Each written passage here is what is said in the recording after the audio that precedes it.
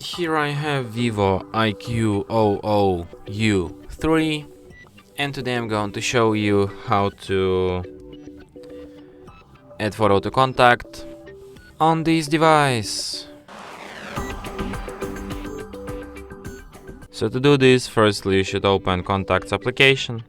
I mean not this one, just phone application. Then select contact which you want to add photo. Tap on this edit contact button, then tap on the camera icon to add photo. So you can select photo to just take one right now. I'm gonna select the existing one. So here you can select a photo. Here you can crop the picture to adjust it and tap done and then save. And as you can see, image added.